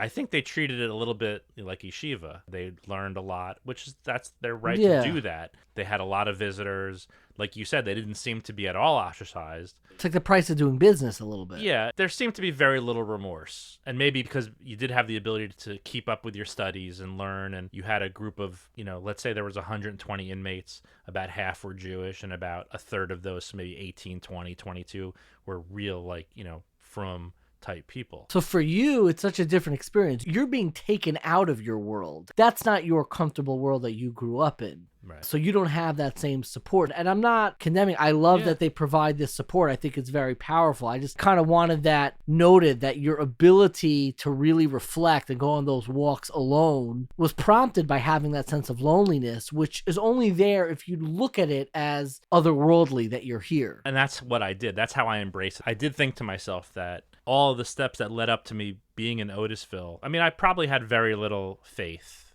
in God prior to that. I mean, did you think about God a lot? Like, was that only in a blasphemous probably way, right? Only in a way of like, when you're how screaming could you at God possibly on be Yom Kippur? putting me in this situation again? Yeah. Like, why is it me, God? What did I do, right? But I learned that there is definitely a God, and God definitely loves me and loves everybody. Like, I would never think of God as being vindictive. I think free will is the greatest thing he could ever have given us. And the idea of being made in God's image, when I was more secular, to me that was more of a physical image. That's how I always thought of it, right? The flowing white robes and all the beard and everything like that. But now I know that being made in his image means that we can create the life that we want to create for ourselves. So fascinating, taking me through that world inside of prison. I want to fast forward to the exit and the life after. When your sentence is coming complete, I mean, did you keep track of that day? Are you writing the little lines on the wall? No, because you don't really know exactly like when that day is, because what happens in the federal system is you get sentenced and then you serve 85% of that sentence. The other 15% is known as good time. So it's time that they give you automatically. So in my case, that was like 5 months. So I was doing 28 months. You can lose that if you don't behave. Let's fast forward. You have your date when you're going to leave. I got the date of September 11th, 2019. Wow. And I was going to halfway house and then going to home confinement for the rest of it. And I had no home, but a friend of mine offered to let me live with her. Wow. Just out of the kindness of her heart. Just a very dear friend of mine. So I get notified like a month early. Call up everyone, I'm getting let out. Get to go to the halfway house, which ultimately was terrible. I would never recommend going to the halfway house because it was awful. But worse than Otisville? Oh, way worse. I mean, you're in with everybody. In Otisville, you're sort of all within the nonviolent criminals. In the halfway house in Newark, New Jersey, you got people from all levels of prison. Wow. And they were all pretty bad people. They and weren't going to hurt together. you. And you're living together. And they wouldn't hurt you because they don't want to go back to prison. But, there they didn't care if you smoked cigarettes or smoked K2, which was synthetic marijuana. So there were guys high there all the time. It was not a good place. And there you're on lockdown 23 hours a day. Gotcha. So thank goodness I got a job after 2 weeks. And then I was only there another 2 more weeks. What was your job? I was working for a guy in Brooklyn in a kitchen construction company. Okay. And I had gotten that job from someone I was in Otisville with. So it was all... When you leave worked out. Otisville, you're giving hugs, handshakes? Yeah, no, everyone gives you a little touch. party, throw away. You can't stay in touch with anybody until you're off supervised release, which Okay. for me will be January. But there's an important part to the leaving, which I want to touch on, and that is I figured out what had ailed me in prison. I understood about self-esteem and self-worth and how I had unhealthy self-esteem. I read a couple of really deep books on that, which helped me. We're all about books, so Well- any book recommendations, I would love to hear some of those. So the first book I read was called The 6 Pillars of Self-Esteem by Nathaniel Brandon. Okay. And that was a very good book. It was a thick book. It was technical. As I was starting to become more observant and going to shul more, my father had passed away while I was in prison, and I was saying Kaddish for him. Did they let you go to the They funeral? let me go to the funeral, yeah. Okay. So he passed away in June of 2018. So when I came back, the gabbai said to me, you could say Kaddish for your dad. I'm like, that's not really what I do. That's not who I am. We'd say it, for a few days at Shiva, but that's it. It's like, look, you're here. Why don't you do it? So I thought about it, and I started saying Kaddish for my dad. Every day? 3 million a day. Wow. I think I missed 5 or 6 over the course of that entire 11-month stretch. And that was very transformative for me. Going every day. Going saying every that Kaddish day. 3 times That's a day. where I really fell in love with Judaism, I guess is the best way to put it. Because growing up secular, you think that organized religion is a hindrance to spirituality. And saying the same prayers 3 times a day, every day, once you start to know them, I mean, I could speak a little Hebrew, I could read a little Hebrew, but to really get to know them took me like 3 or 4 months. I was really able to meditate as I was saying them and really think about the words and really think about what they mean. The familiarity almost. It's a window. I actually agree with you. I think even spacing out during prayer is a part of the prayer experience. Yeah. And you come back to the words and you come back to the experience. It's very meditative. So come back. I want to allow you to finish this idea idea of like this healing. You're reading these books on self-esteem, and the breakthrough is what? So I read this first book from Nathaniel Branden, and then I was given a book by another person, very observant person. It was a book by a guy named David Lieberman. Sure. Psychologist in Lakewood, exactly. The book's called Real Power. It's a much thinner book than the first book I read, but I remember getting to the early part of the second chapter. He started talking about ego and self-esteem and how they're not correlated to each other, right? They're completely uncorrelated. And when your ego is high, your self-esteem is low. The way it hit me was really like, wow, that was it. That was what had plagued me my whole life. And it's a really important part of the story because I feel like the story unfolded correctly for me. Like I started out with gratitude. You know, my father passed away, and I believe that his passing while I was in prison was a gift that he gave me. Because we had had a strained relationship, I felt that he gave me in death what he could not give me in life. He knew that I was going to need this, and he was willing to move on. Here I was in this super religious or observant place. The Gabbai says you should do this. Like, how do you not do that? How could you be blind to all of those signs and signals? Then this gentleman gives me this book, Real Power, and that just sets off a firestorm in my head. And when you've been struggling with something for so long and you don't know what the answer is and you can't figure it out intellectually, but then you do get it, it is the most uplifting feeling in the world. All of the stress, all of the anger, all of the negative emotions were just gone. Like it's liberating, meaning it's so fascinating to have a liberating personal experience behind bars, like in prison, which is really, really powerful. I'm curious now, you know, you go through this halfway house, you're no longer in prison. You mentioned you're still under the tail end of supervised release, so you're checking in with Yeah, once a month I just have to fill out an online form. Oh, online. You don't even have to go down. No, I'm on what's known as the low intensity caseload list. So they don't want to. They don't have time. Yeah, they don't have time. Did you ever reach out again to investors who you kind of like felt betrayed by you? And what did you do to try to piece back together the relationship with your children? What were the acts of reconciliation that take place after prison, so to speak? In prison seems very internal. Now you're out. You've rejoined the world. Mm-hmm. Where does that reconciliation begin? Well, I was advised by probation to not reach out. Their main focus is making sure you don't go back in. You know, recidivism rate is quite high in terms of people going back. So they don't want that to happen. You know, they want to keep you out for the most part. So they tell you not to reach out until everything is over because something could get misconstrued. Someone could be angry. They really want you to be very careful about that. So I have had conversation with one or two, but they reached out to me. They did? Yeah. And for the most part, they were like, look, I hope you did okay. I hope you figured it out. Somewhat supportive. That's actually quite beautiful that they did that. With my children, it's been interesting. It's been an interesting road because I know some of the guys at Otisville would write their kids like every week. I always felt that was just a lot. It's heart-wrenching enough to have your dad in prison. You don't need that reminder every single week. I totally hear that. So my feeling has been, you know, one of the things which, after I learned about self-esteem, I really started understanding about taking responsibility for my life, which is a big part of the story. If your self-esteem is low, you have a hard time taking responsibility because you can't see yourself as the problem. You see everyone else as the problem.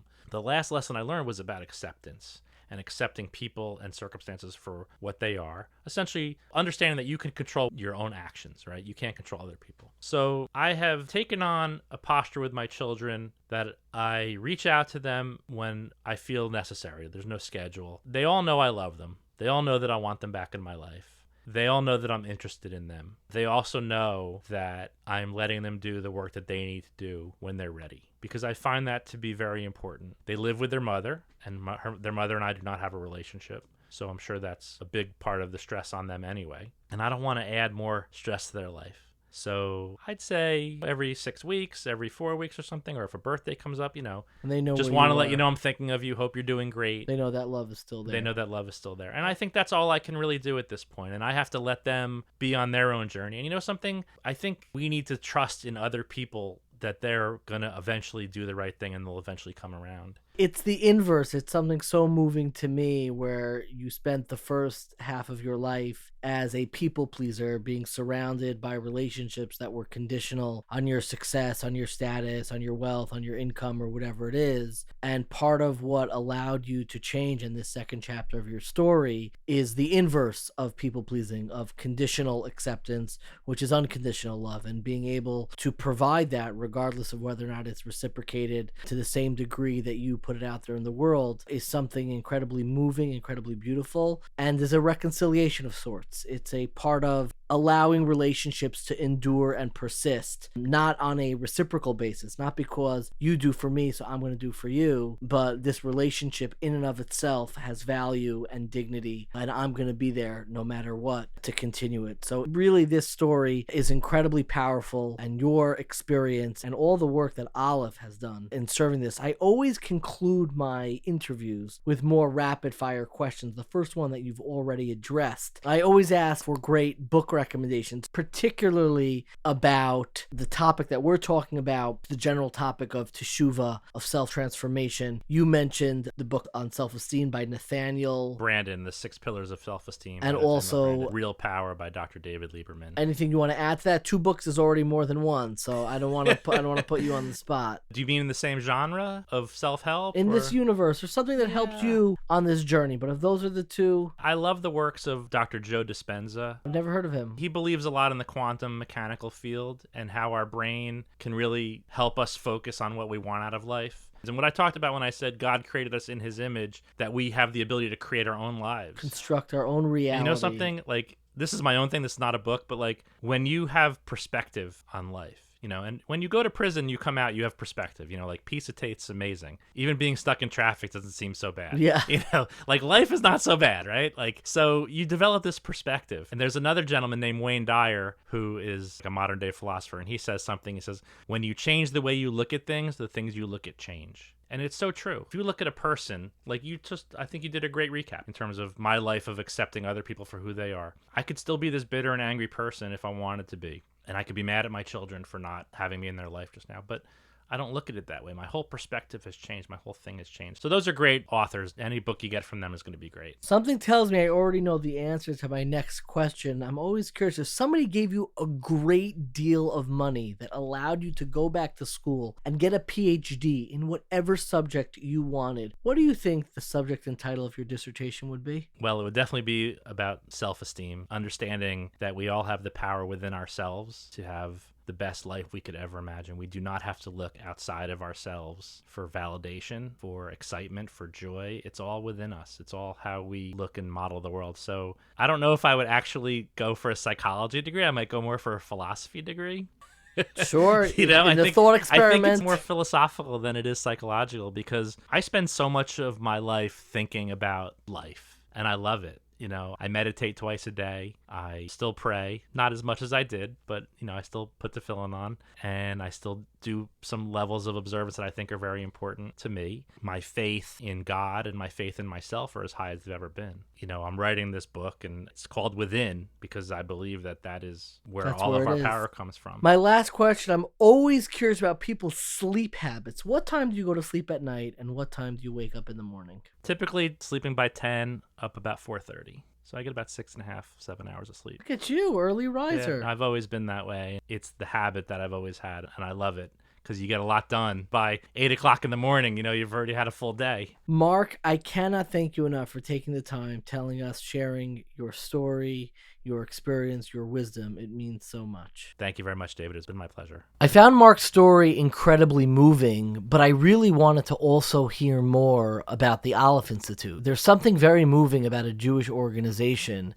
that dedicates themselves to helping people who are incarcerated. It's not really a glamorous project. It's not the type of mission that you want to announce and broadcast to the world that you need their help. But in many ways, it's at the heart of the Teshuva process. There is an incredible passage of Talmud that I always think about this time of year, particularly leading up to Yom Kippur. The Mishnah in Yuma says that part of the preparations of the Kohen Gadol was spending 7 days before Yom Kippur isolated and separated from his house, from his family, in a part of the Beis Hamikdash that was known as the Lishkas Farhedrin, the chamber of Farhedrin. And there's something very strange that the Talmud says that they did specifically in this place that the Kohen Gadol was isolated. The Gemara says that this was the one place in the entire Beis Hamikdash that they they affixed a mezuzah. The Beis HaMikdash in general did not need mezuzahs, but the Gemara says the one place in the Beis HaMikdash that needed a mezuzah was Lishkas Farhedrin. Why did they have a mezuzah? So the Gemara says, Shalo Yomru Kohen Gadol Chavush Bebeis HaAsurin. So that people should not say that the Kohen Gadol was locked up in prison. And it's such a bizarre concern. Like, really? Like, again, he's preparing for the high holidays. We know why he's there. Do people really think that, were we really concerned that there's going to be some blog post? There's going to be chatter at the weekly Shabbos Kiddush. Like, by the way, you know where the Kohen Gadol is? He's locked up. He's not really preparing it.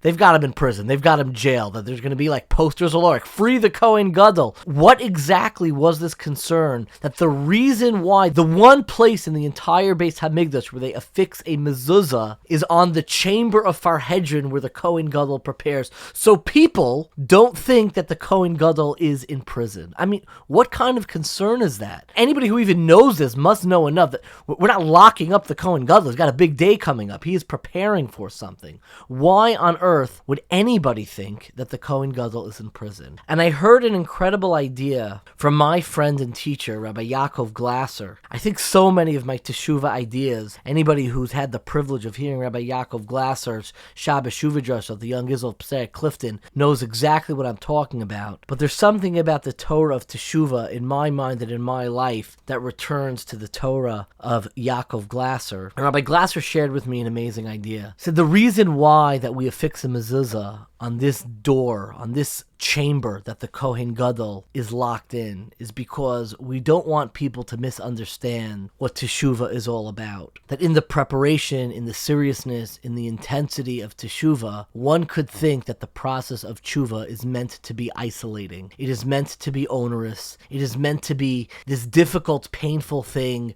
that happens in the shadows, that feels imprisoning, that feels isolating. When in fact, the process of Teshuva cannot feel like a prison. The process of Teshuva needs to feel redemptive. It needs to include, wherever you are and wherever you may be, your entire life. It needs to include your family. It needs to include your friends. In the words of Rabbi Glasser, the reason why they affixed the mezuzah is that they were deeply concerned that people shouldn't characterize a religious experience of meaning and purpose as a confining suppression of opportunity and freedom. We shouldn't look at this time of year as confining, as suffocating, as isolating. But each of us in our own lives need to find that mezuzah that we hang up on the door of our Teshuva process to help us include the totality of our lives. And I think there's nobody who models those ideas and that experience than Rabbi Sholom Lipskar, the founder of the Aleph Institute. And I had the opportunity to speak with Rabbi Lipskar and ask him, why was this organization started? Why is this something that the Jewish community needs to support? And why was this such a priority for the Lubavitcher Rebbe? It is my privilege and pleasure to introduce our conversation with Rabbi Sholom Lipskar. It was the Rebbe a number of times, public occasions, lamented the fact that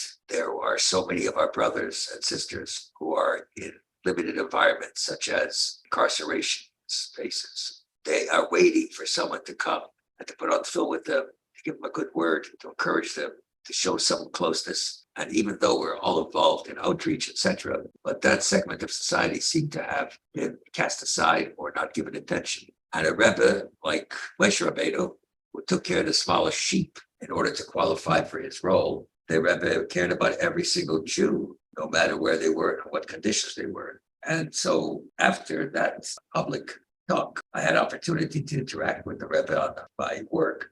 And the Rebbe kind of recommended that God will give me a good thought. And when I asked the Rebbe about this idea that he was talking about, the Rebbe was very positive, warm, and encouraging in so many ways. So I realized that that was something of great importance to him, especially as the Rebbe said that when you take a look at any society and you take a look at how that society is conducting itself, and you want to uplift that society, like you want to lift up a building. When you lift a building, you can't grab the building from the top, pull it up, because then half the building will tear away from its origin. The way to lift a building is putting a lever under the bottom of the building. And when the building lifts a moment or an inch, top lifts an inch as well. And so we have to address even those that are perceived as the lowliest of our society. And in actuality, they must have the greatest potential. The Rebbe explained one time when he gave a talk to 20 prisoners who were at a farbrengen that we arranged, gathered the Rebbe talking to them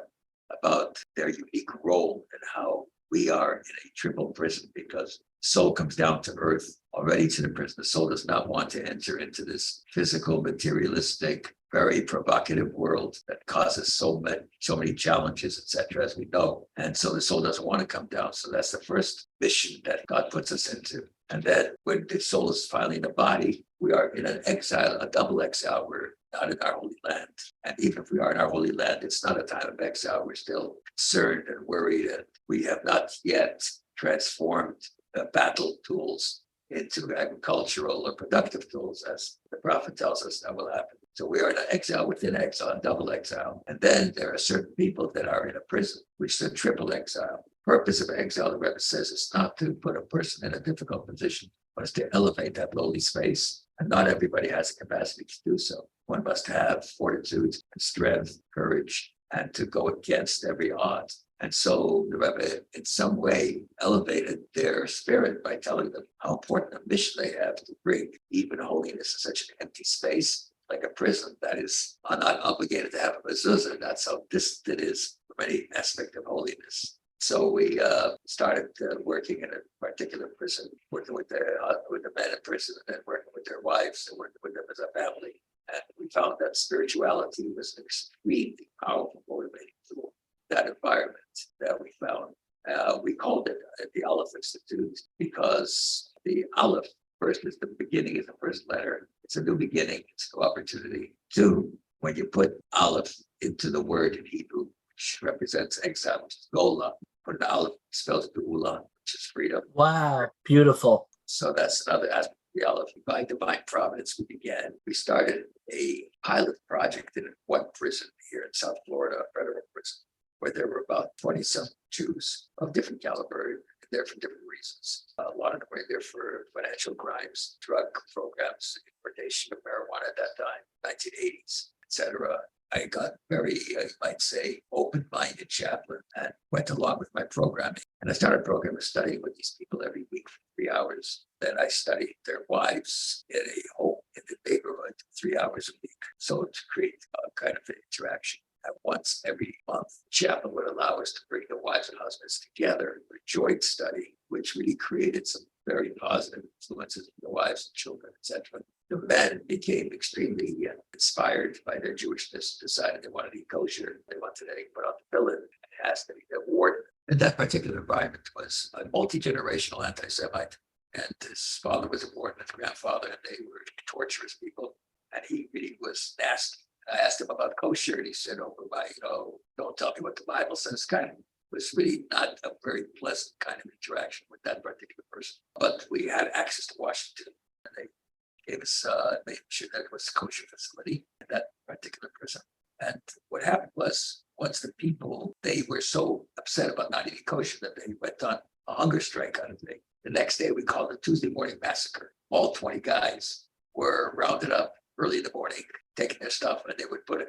It's called diesel therapy. Diesel therapy is when you move someone from prison to prison. But instead of flying someone from Miami to New York, you put them in New York prison. They'll take him on a bus and go through all the way to the West Coast and back up the West Coast to the East Coast. And it'll take, that trip could take anywhere from a week to 6 months. And on the way, they stop off at local prisons for overnight. And all day they're in a steel bus with their hands and feet shackled. So all of them all of a sudden were shipped. Little did they know, they tried to kind of stop the programming because we were very active at that time.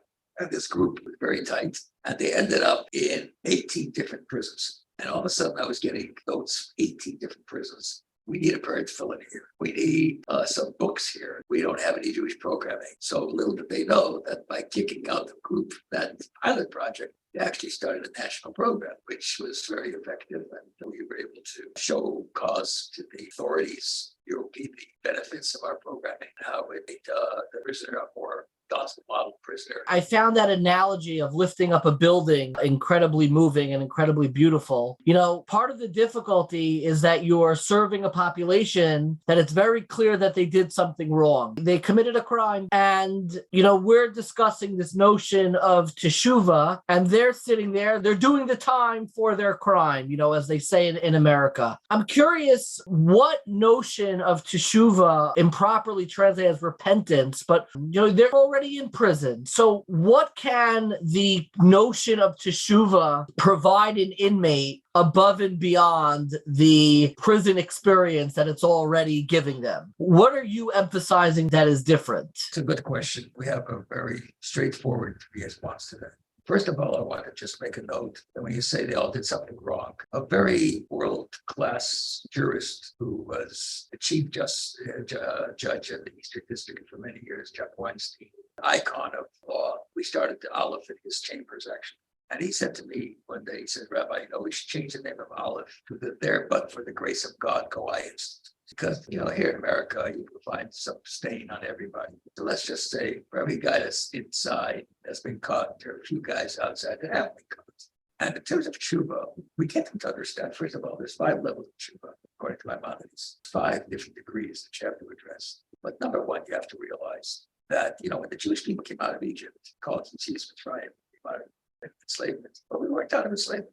We had to go cab. We argued about water. We wanted to come back so many times. We weren't internally until we came to Israel. Freedom is not a geographic or external state. It's an internalized state where you could be in a penthouse here in Bell Harbor. You could be in prison, and you could be in prison and you could be free. Depends on what your state of mind is. It's a very important segment.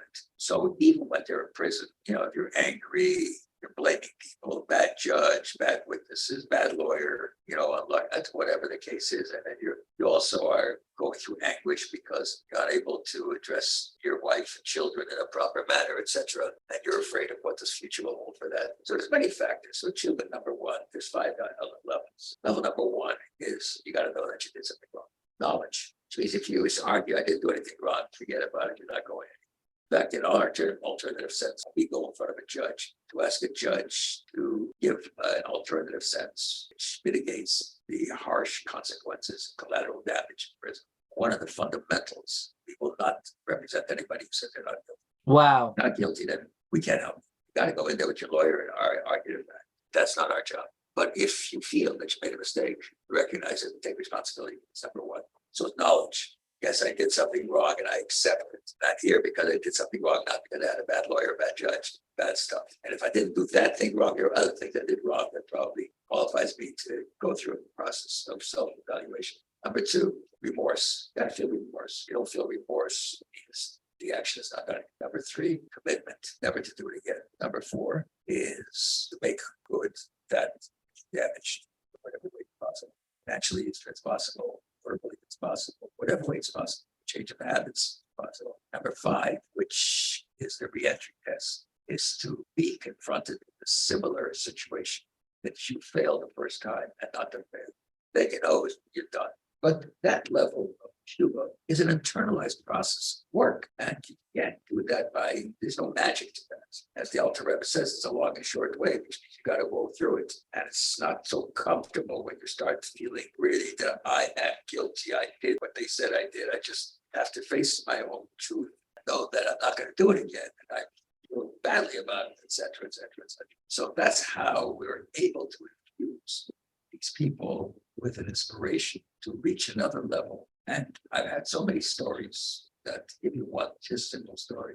There was a Jew who was in prison for the early years, this is 1980s. He was in prison for breaking the codes of the various governmental offices, CIA, and he broke the codes. He was a very high level analyst, and he was arrested because someone snitched on him. The reason he said he broke them, he never used it for his own benefit. He said he did it in order to show the country. So this man, brilliant guy, and slowly I started to educate him. Then one day I asked him what's like to put on the filament. And he said he had no film, he's never done it before. But he did remember, he says, when his grandfather would wrap his filament, he would make it count in Hebrew, Shalosh. So he remembered that. Anyways, I arranged to send him a very filament. First, he made filament out of cardboard. And I I said to the tefillin, I had actually a reform rabbi because he was some forlorn place that was hours waiting to close the spot at that time. So I asked the reform rabbi that I happened to know to please go there and show him how to put on the tefillin, which he did. Wow. And he started putting on the tefillin. He was very moved by it. And he started reading voraciously. I would send him books after books without the covers. I had to tear off the covers, just send him books. And he read voraciously. At that time, there were no books online, so everything had to be sent. And the chaplain there was good enough to receive it on his behalf. He read the Chumash, he read the Tanakh, started reading Mishnah. He was reading Shulchan Aruch. One day he calls me, I could do him a big favor. Since he read how important it is to hear the shofar at Rosh Hashanah, how significant it is for every Gab through the year, it touches the core. He'd like to know if I would ask someone to hear shofar on his behalf, even though he does know that you cannot have proxy to hear shofar for you. But he has no other choice. So if he gets someone to hear the shofar on his behalf, he would make a commitment to pray for that person every day of the year. So immediately I said, I'll do it for you, but better, let me see if I can help you out. And we went through some hoops and were able to send a shofar into prison. Wow. With a tape of how to blow it. After Rosh Hashanah, the guy calls me. He said, I want you to know when I read shofar Rosh Hashanah, the walls of the prison fell away and I felt like I was connected. So that's how we basically utilize the method of Teshuva. That's an incredible story. Aleph, thank God, has been incredibly successful and has brought more and more attention to the work that your organization's been doing. I know there's an HBO show. It's a big famous show on HBO called Succession. And Succession even mentioned, a specific prison where a lot of Jews do it. On the show, they had dialogue where they were talking about this is the Jewish prison. And I'm curious, what do you say to Jews or even non-Jews who look at the work that you're doing with this population, lifting up the bottom of the building, so to speak, and they see it and they say, oh, they're glorifying criminals and making the, Jews who commit crimes, making them look like grace and tzaddikim, like they're so great. So I'm curious what you imagine the Rebbe would respond to people who bristle at the notion of having, like a Jewish prison, so to speak. Well, two things. Number one, I am no smarter than the Torah and would not take a position that's against the Torah. The Mishnah says, as we read Pirkei Avos during this period of time, "Va'amech kulam tzaddikim," every one of your people are righteous. It also says, the Gemara says, "Af al pi shechata Yisrael," even though one transgresses, he's still a Jew. Hitler didn't ask you, a Jew, if he's good or bad, if he's observant or not observant. He just asked him if they're 25% Jewish. That was all. All of a sudden, we are going to become judges. I don't know who's a good guy and who's not a bad guy. How a person behaves in his business, his bedroom. Do we know anything? So, let's not be judges. It's very significant, very important. That's number one. Number two, these people are going through so much pain and suffering, being separated from their wives and children, and in many cases, dealing with real problems with their children who turn delinquent. And you can imagine the sleepless nights these people have, besides being in prison, having the disgrace of their name being bandied around in a negative way. The fact of the matter is, if we do kindness because it makes us feel good, it's not for you. But if we do kindness because we're empathetic, we feel someone else's pain, it's a whole different approach. We don't think of it that way. So people who have talked to me about that, it's not difficult for me to cancel their discussion very quickly. I don't have to deal with that kind of judgment and so forth. And it's not fair.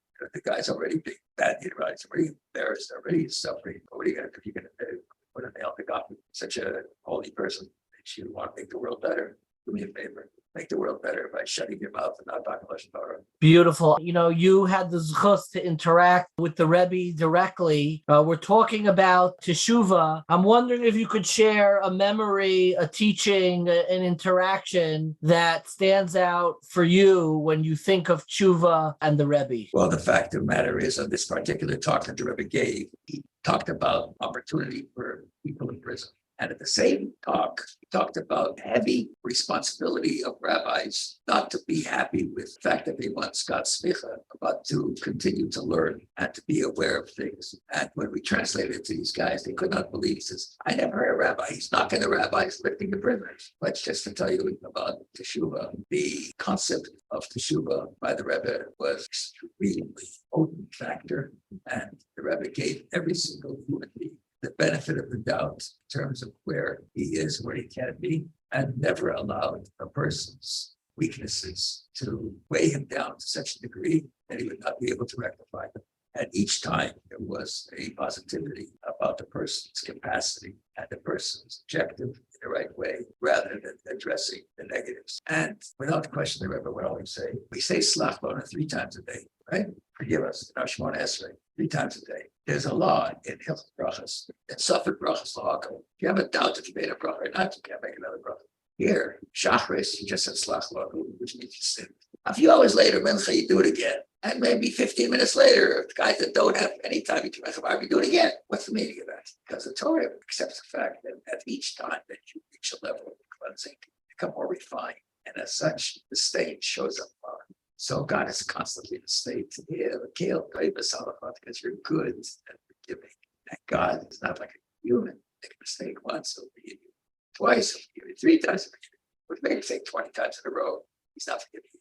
But God keep doing the same thing over and over again for 25 years, and he still forgives. Wow, beautiful. I cannot thank you enough. It really is a deep honor to speak to you, to highlight the work that you do, which is Devarim Ha'omdim Berumo Shel Olam, really stands in a world because the world doesn't see or appreciate what this population is going through. And the fact that you have highlighted this has really, I think, uplifted the rest of the building, the entire building, through your work. So thank you so much, Rabbi Lipskar, for taking the time to speak with me today. Thank you. More than anything else, what stood out to me in the conversation with Rabbi Lipskar was that beautiful imagery of how do you lift up a building? How do you lift up a building? Do you pick it up from the top? Do you take a crane and pull the building up from the top floor of the building and get it off the ground? No, of course you don't. You have to get a lift and lift it up from the bottom. And that's the only way you'll ensure that by lifting up the building, you don't also destroy it. And I think about that in terms of society, in helping, assisting, and supporting the people who, at least through our eyes, seem to be at the bottom. But more than that, I think about the way we lift ourselves up, and that you could kind of conceive and look at your own life as a building of sorts. And how do you lift up the building that is your life?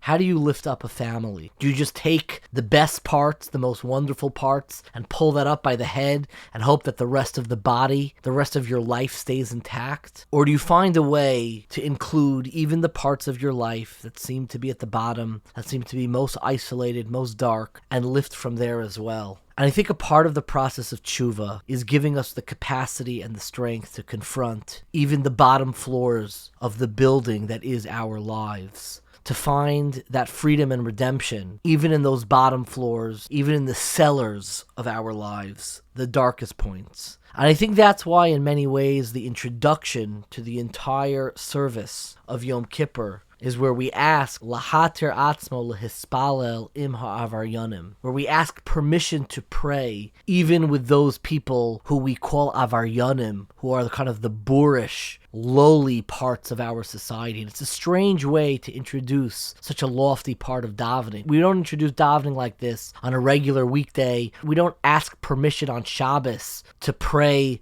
with the lowlives, with the bums. And maybe somebody would say, well, we have to do this specifically on Yom Kippur because they're not showing up the rest of the year. So here is where we have to ask for permission. But another idea that I heard from my Rebbe when it comes to the Torah of Teshuva, Rabbi Yaakov Glasser, is something so moving and so beautiful, that lahatir doesn't just mean to ask for permission. Lahatir also means to untie. It also means to untie those knots and create a little bit of room to be able to daven with those parts of yourself. Lahatir atzmo l'spala mahavaryanim, to let go of those parts of yourself that are so ugly. That to give yourself the perspective that even from those bottom cellars, I can lift those parts of my life up. I don't have to look at myself, and I don't have to look in the mirror and just focus and just squint enough so I only see the good things that I'm doing, that I only see the wonderful things that I'm doing. But lahatir atzmo l'spala imar varyanim is to untie and unburden and unpackage and process all of the ugliness that remains dormant in the cellars of our lives, and allow ourselves to enter fully into the Yomim Noraim, and to daven and to have the Teshuva experience address both the top floors and the bottom floors of our lives, to give ourselves permission to enter into the Teshuva process with the totality of ourselves. So thank you so much for listening. For this podcast especially, I just want to begin by thanking our dear friends at the Aleph Institute for their help coordinating this entire episode, and specifically if I can call out my dearest friend Rafi Chemel, again, whose last name I'm not sure I'm pronouncing correctly, for really helping make all of this happen. If you want to be a part of the amazing work that the Aleph Institute does, especially in these days of Yemei Din V'Rachamim, days of judgment and mercy, then please head over to their website, alephinstitute.org/donate, where you can help the Aleph Institute continue to support and help people, no matter what floor of the building of society they may be on, to find freedom, mercy, and redemption in their own lives. Their work is entirely made possible by caring people just like you. And of course, thank you so much to our series sponsor, Daniel and Mira Stokar, for making this entire Teshuva series possible. We are so grateful for your support and friendship. This episode, like so many of our episodes, was edited by our dearest friend, Dina Emerson.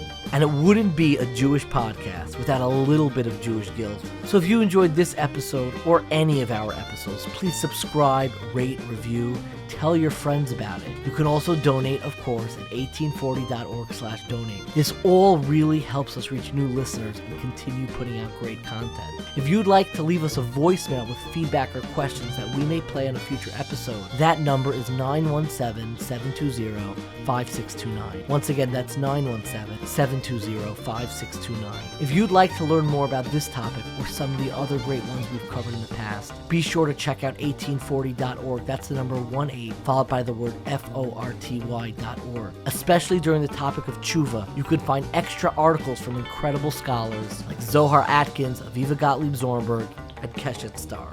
So be sure to check out 1840.org for all of our videos, articles, recommended readings, and weekly emails. Thank you so much for listening, and stay curious, my friends.